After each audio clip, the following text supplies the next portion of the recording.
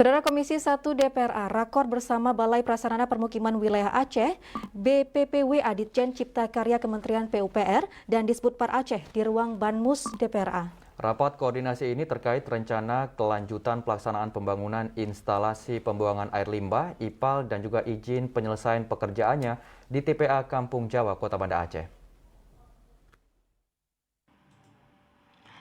Rapat dipimpin langsung Ketua Komisi 1 DPRA Tengku Muhammad Yunus M. Yusuf didampingi anggota Taufik, Tengku Haji Syarifuddin, Fuadri, Nuraini Maida, Pardan Sahidi, Haji Ridwan Yunus, dan Tengku Haji Atarmizi Hamid.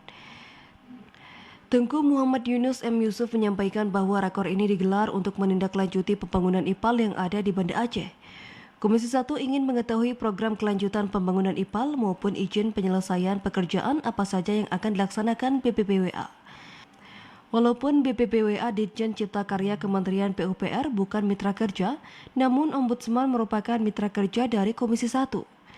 Dalam rapat ini DPRA akan dengar keterangan dari BPPWA dan Disbudpar Aceh, yaitu temuan batu nisan di kompleks makam lokasi pembangunan IPAL.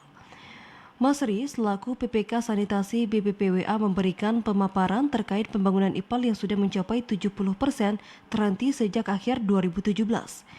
Ia juga menjelaskan terkait sisa pekerjaan 30% yang belum selesai, di mana Banda Aceh telah meminta Kementerian PUPR untuk melanjutkan IPAL dengan syarat tidak merusak situs cagar budaya dan rekomendasi Ombudsman yang perlu ada analisis Heritage Impact Assessment atau dampak terhadap warisan budaya.